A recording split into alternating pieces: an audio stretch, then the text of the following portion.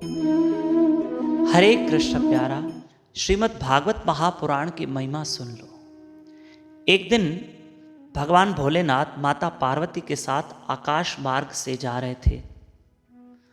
हमारे संतों और महात्माओं का शास्त्रों का कथन है, और कथन क्या, ये तो सत्यता है कि आज भी भगवान सुबह शिवजी मां पार्वती के साथ ब्रह्म मुहूर्त में सुबह और एक संध्या के समय भगवान शिवजी एक आकाश मार्ग से चक्कर लगाते हैं कि जीव इस संसार के क्या कर रहे हैं, कि भजन कर रहे हैं, सिमरन कर रहे हैं या सोए हुए हैं।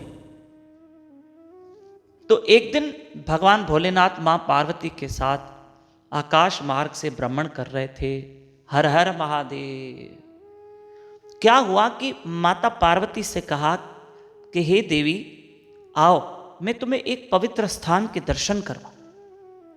जंगल जैसी जगह थी, झाड़ वृक्ष पेड़ पौधे, और मां पार्वती सोचने लगे कि यहाँ कोई तीर्थ स्थान होगा, कोई उच्च कोटि का स्थान होगा, चलो उस स्थान के दर्शन कर लेते।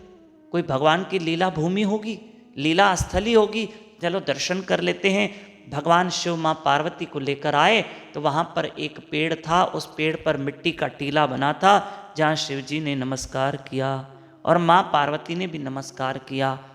तो कहा, प्रभु यहाँ क्या लीला हुई है? क्या प्रभु ने यहाँ कोई लीला की है? ठाकुर जी ने कोई लीला की है, या आपने यहाँ कुछ ध्यान किया है?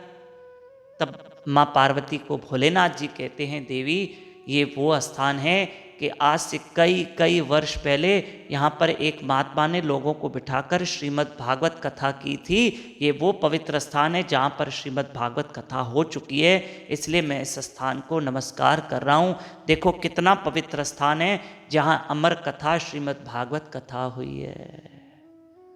तो माँ पार्वती समझ गए कि हाँ, ये तो भागवत कथा स्थली है। तो प्रिय बंधुओं, जहाँ भागवत कथा होती है वहाँ वह स्थान आजीवन क्या, अंत तक वो स्थान पवित्र रहता है। और ऐसे स्थान पर तो स्वयं शिव जी भी उस स्थान की महिमा गा रहे हैं, मेरे महादेव भी गा रहे हैं। देखो आप है ना, भागवत कथा सुनिए पढ़िए, हमको पढ़नी चाहिए, भागवत कथा सुननी चाहिए, लाभ लेनी चाहिए, हमारे पूर्वजों का भला होगा। अगर हमारे पूर्वजों में से किसी ने, भगवान न करे, किसी ने आत्महत्या की हो, भगवान न करे, करना तो नहीं चाहिए, ये बहुत बड़ा पाप कर्म होगा, नहीं करना चाहिए ऐसा।